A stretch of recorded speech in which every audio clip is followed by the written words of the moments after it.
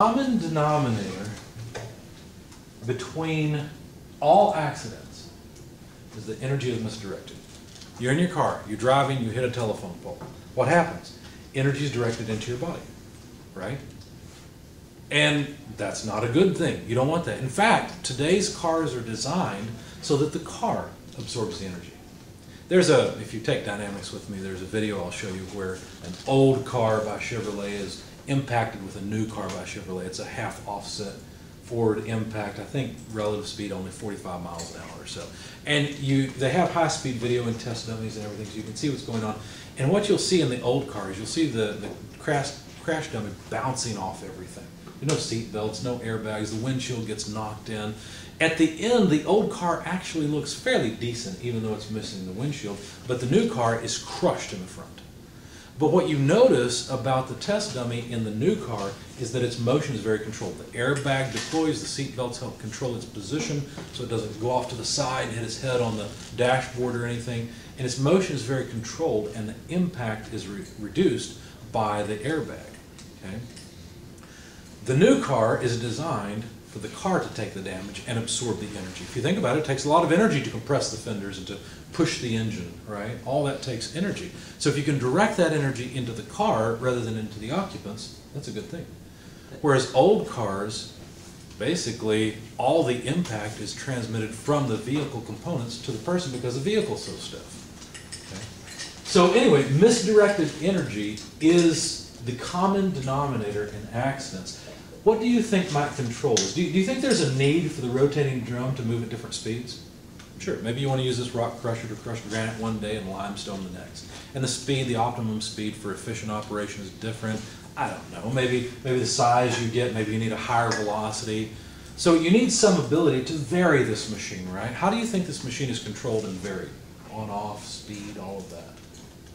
With a PLC, right? With a computer, a programmable logic controller, something that controls input and output.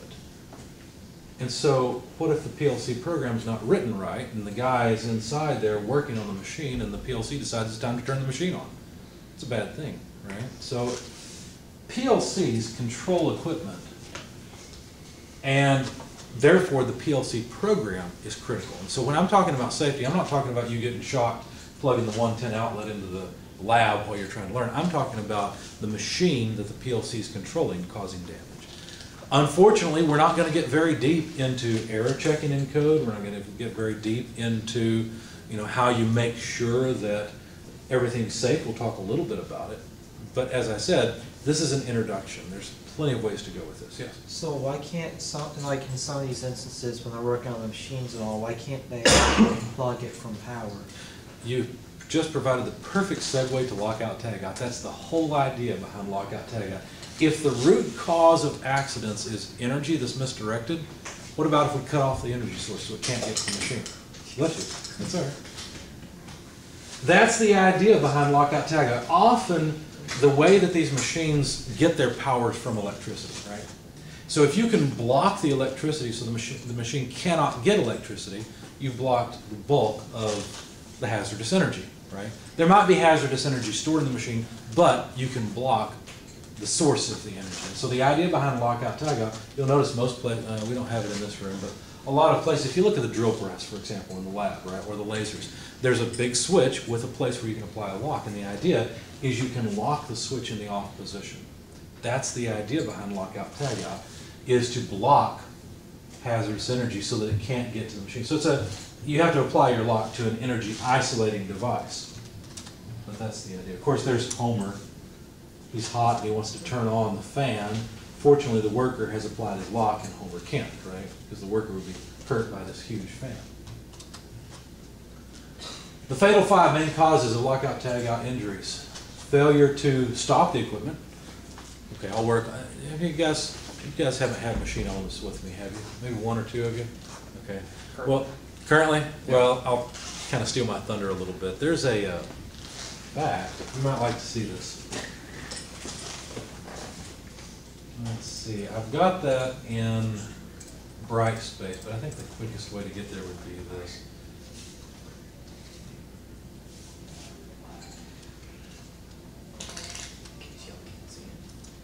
You may have seen this. It made its rounds as a viral video several years ago. I bet you can't change a VW belt in 5 seconds. Oh yeah, I remember this. Lost the bet, learn how it's done. 1967 Volkswagen Beetle. Let's see if you think this is a good idea.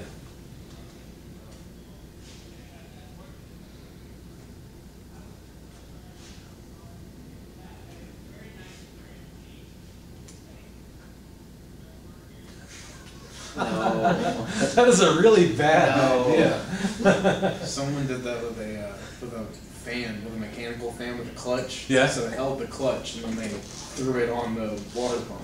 Wow. Because it had a male go into the fan. Yeah. So you watch and just kind of go and then let go. Good grief. Like Yeah, that's so, empty time. so speaking of failure to stop equipment, there you go, right? Same thing.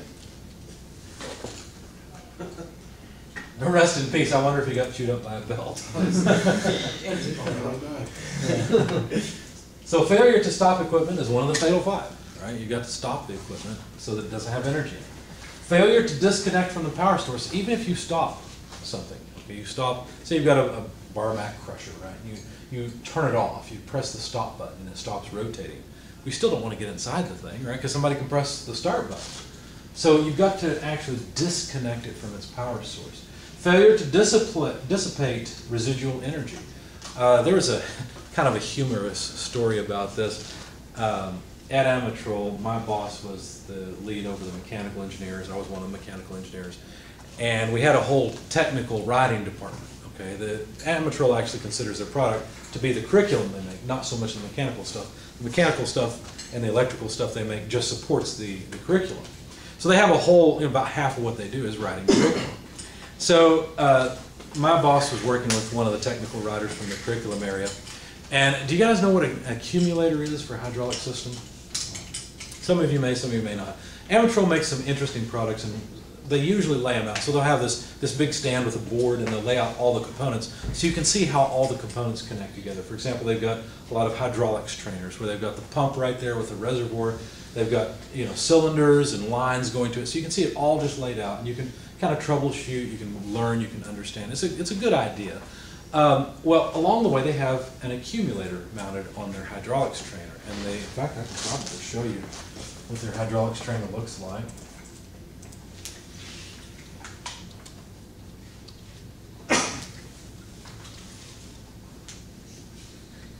Let's see. That's not it. Here it is. Now that's a smaller one. That's the basic one. There's a bigger one. Let's see. Yeah, not that it matters too much. I can tell you what I need. So you can see the basic layout, how everything's just on a board where you can see everything and understand how it works. Well, this one doesn't have it, but there's a big black thing that belongs on the big brother. Here it is. There's the big brother of it. That's the one I'm used to seeing. And you see this bulb right here, if you will? That's the accumulator. It's this little black thing. And what happens is, as the hydraulic pump rotates, this is kind of like a capacitor, if you're used to capacitors in the electrical world. You shove hydraulic oil in there, and there's a very strong spring, so that there's excess reservoir pressurized fluid. As long as the pump is on, that remains pressurized. Some of these have valves and things, so that even if the pump shuts off, you maintain pressure. It just depends. Anyway, whenever you have a system like this, a hydraulic system, even if you shut off the pump, there's still pressurized fluid that can cause the machine to move, right? You could potentially put your hand in front of the cylinder and this reservoir put fluid into the cylinder and cut your hand off, right? Even though the machine is disconnected from the power source. So that's a place where energy is stored. Another way energy is stored, say, is in a crane when you pick up a weight, right? If you need to shut down a crane in an emergency, do you really want to just drop the weight? Of course not, right? That's a bad idea. So there's this concept of residual energy. Well, the funny story goes like this. As you turn the system on and you push fluid into the reservoir, it's not 100% efficient, so some of the energy you're basically putting into that reservoir turns into heat, and it actually is pretty hot. And so my boss told me about a story one time. He was down with one of the curriculum writers, and they were looking at the hydraulics trainer, and it was on, and my boss wasn't thinking, and he touched the accumulator, and it was hot, and he went, ah, that's hot. He realized it, too late. And the curriculum writer went, Oh, you're right. He burned himself rather than just listening to what the boss said. Anyway, funny story. But residual energy is one of the fatal five. It's important to bleed or neutralize residual energy. And energy comes in many different forms. We'll see that in just a little bit. The common forms we think of are things like mechanical energy and electrical energy, but there's also chemical energy and thermal energy, which are important. Accidental restarting of equipment. This was something that I heard about when I was about 3 or 4 years old. My mother used to work at the post office. In fact, I remember she would work nights, and all my life I remember her getting up in the middle of the night and going to work and so on. She used to work in the Gardner Lane post office, the big one in Louisville, and I remember her telling me a story. And I didn't understand it at the time as a kid, so I thought of it as like this big washing machine. I don't know what the machine really looked like. It was some type of letter sorter. And there was someone who had come in to work on that machine. This was before Lockout Tagout was a thing. So the serviceman is inside of the machine working on it, and a worker didn't know that and turned the machine on.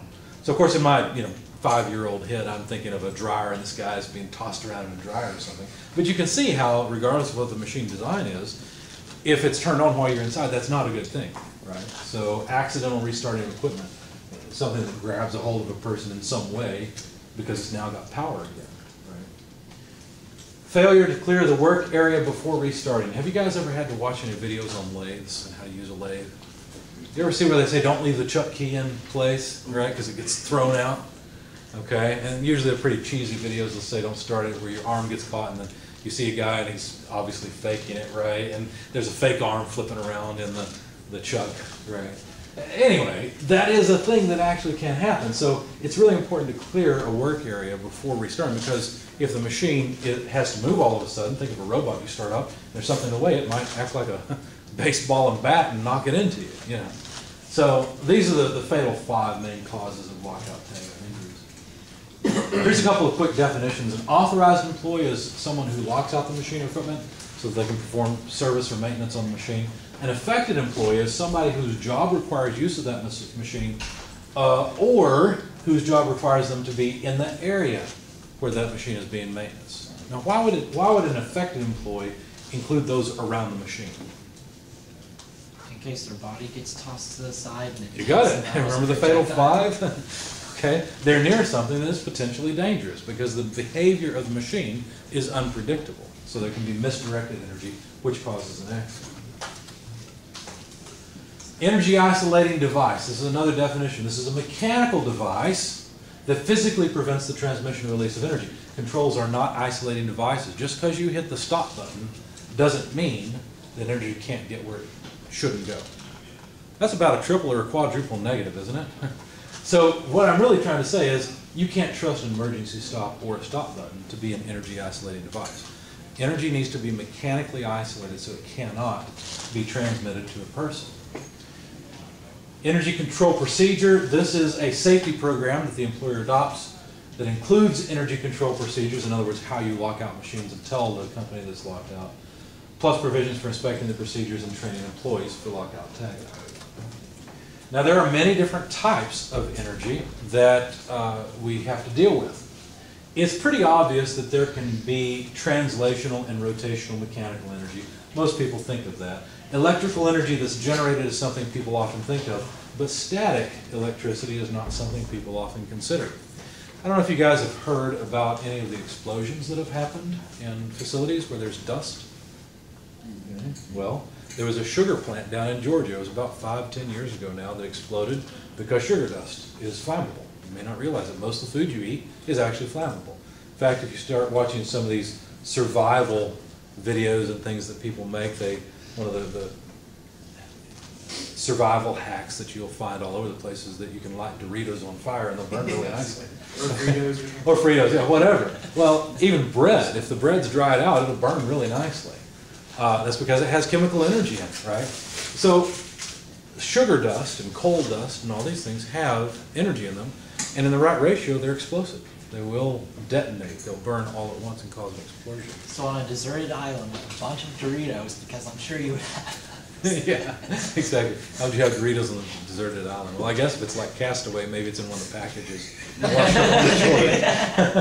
I think I would rather eat them than light them on fire, though. Well, it only takes one. So static energy, static electrical energy is certainly a provision for spark or even possibly shocking you, right? If the energy is high enough, if there's enough static electricity, you could be killed by it. Thermal energy, this is something near and dear to my heart because I teach the thermodynamics classes and heat transfer around here. So there was when I got to this point with one of my students, probably about 10 years ago, he was telling me about a company he had just interviewed for. It was a company that makes glass. They didn't make glass for window panes, they made glass for cell phone screens and TVs, things like that. I don't remember who it was, but he went in to tour and he was going around with a group of people.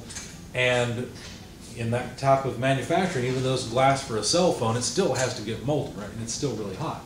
So you've got a furnace to melt the glass. And what had happened is one of the workers had actually been dragged and pulled into the furnace. Now, fortunately, this worker did not die. I don't understand the details or exactly what all happened, but only the back of the person had gotten burned. It was third-degree burn, so I'm sure it was painful, but he lived through it and recovered apparently completely. One of the reasons he lived through it is because whoever had designed the control system had put emergency stop buttons pretty much everywhere. Okay, and so I don't know who ended up pressing it, but of course this former student who had been on tour at the time, considering a job there, got immediately, as soon as he saw what happened, went for an emergency stop. I don't think he was the one that hit it, somebody else did. But there were plenty everywhere, so as soon as somebody saw what happened, they helped save the guy, and the guy didn't die because the machine was stopped quickly. So it's important to have emergency stops as many places as you can, but the form of energy that caused the accident was thermal energy, it was heat. It's what you call heat in your everyday life. Chemical reactions can certainly cause heat, right? Can cause thermal energy. So there's many different forms or many different sources of potentially hazardous energy. Pressure, when we were talking about that hydraulic accumulator, there's energy in the pressure system. But pneumatic and vacuum systems also have types of pressure that can cause damage. A spring in and of itself can cause problems, especially a spring that has a lot of energy stored in it. Gravity, we talked about a crane a minute ago, right? Potential energy, all these things can cause problems. So these are many different sources of energy besides just electrical energy. There are many different types of lockout devices too, depending on the particular need, the particular type of energy that must be blocked. Here's a real simple one called a clamshell. Basically what happens is the plug for the machine is put in the clamshell is closed, you put your lock on it, you can't plug it in. Simple. Okay. Here's one for an airline, a pneumatic airline, where the air fitting goes into a hole essentially, and then a feature on the airline interacts with the lock. What is this called? The hasp? Is that the right term? Whatever it is, the bar part, and prevents it from being pulled out, so it can't be plugged into anything. Here's something that works, a clamshell that works for both electrical and pneumatic lines.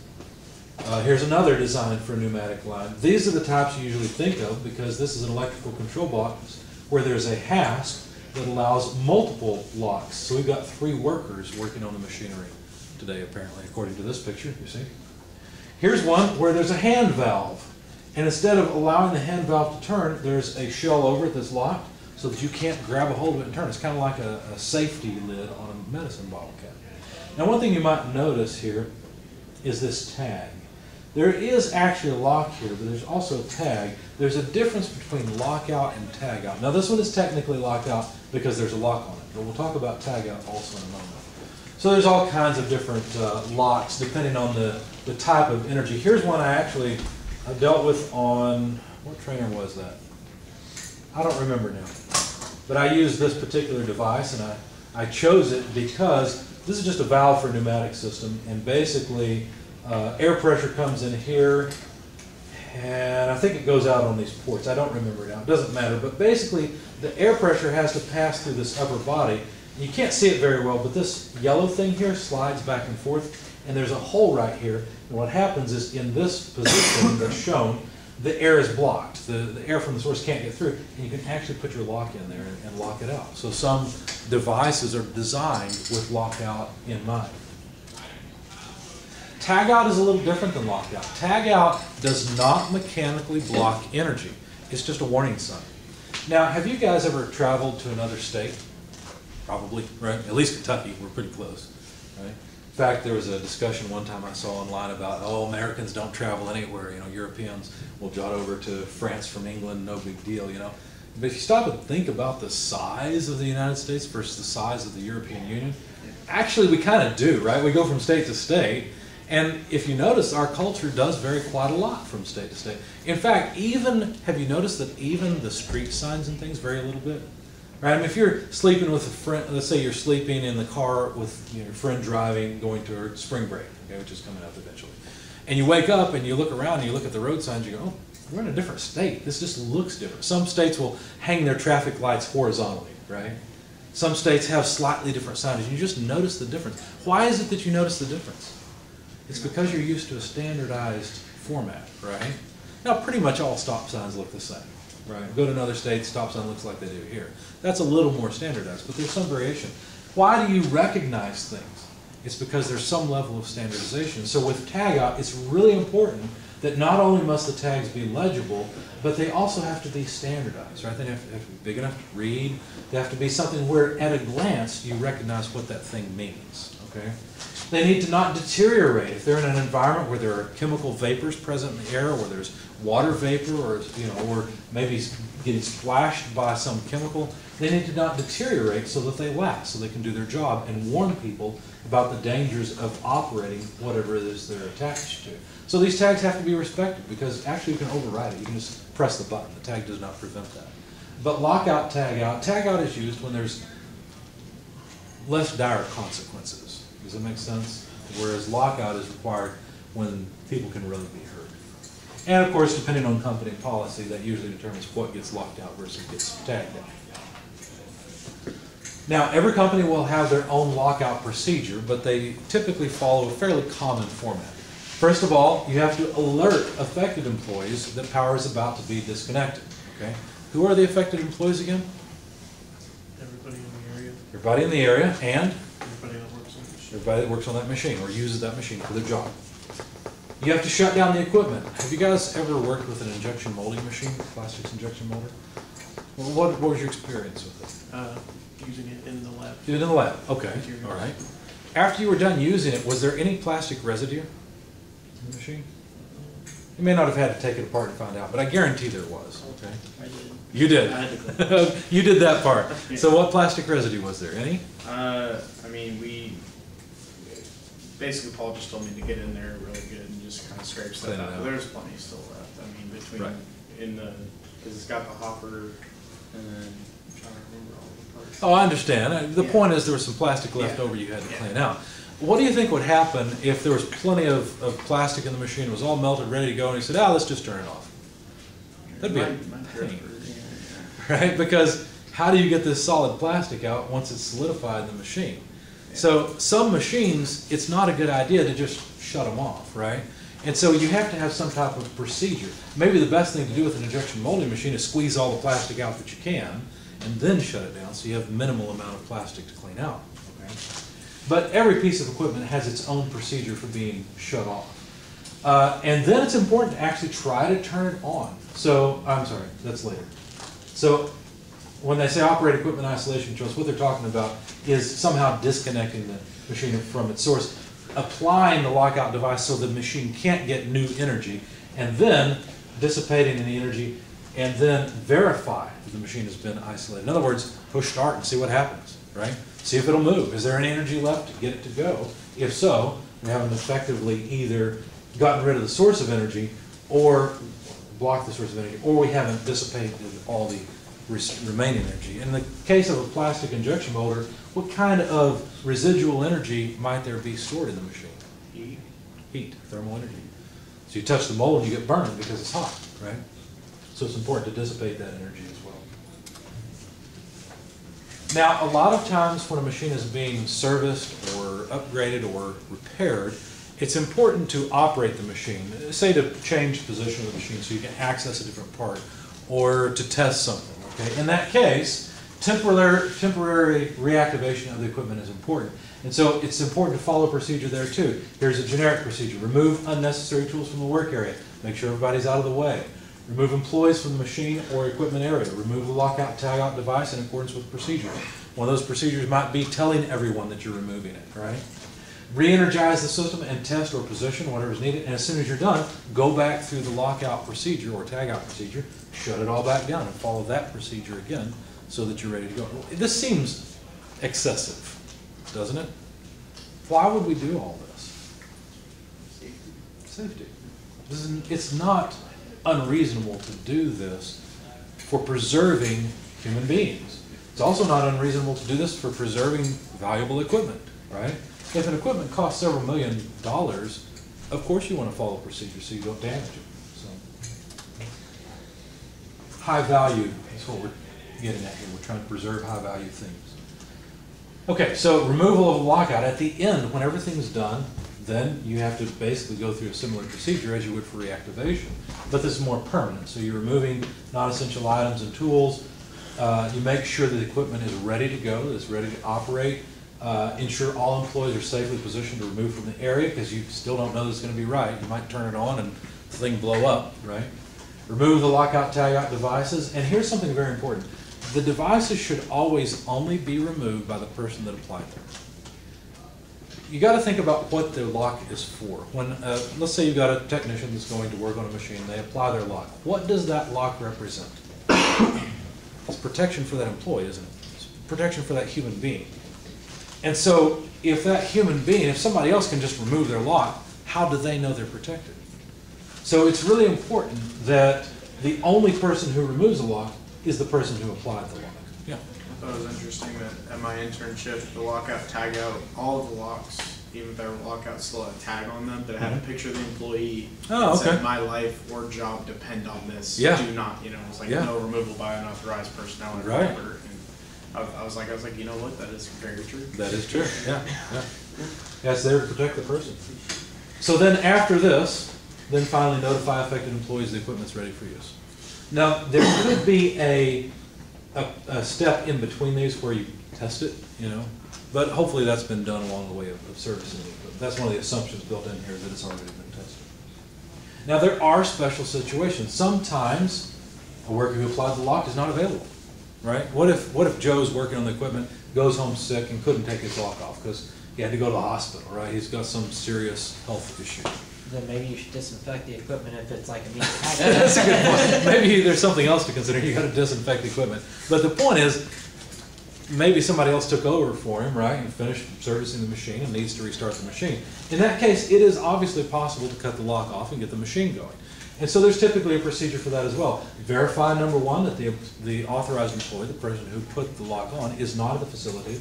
Make sure that you made all reasonable efforts to contact them and make sure they know the lock has been removed. And as soon as they come back, they've got to be informed, hey, we took your lock off, So that way they know they can't just go back and start working on the machine. They're not protected anymore.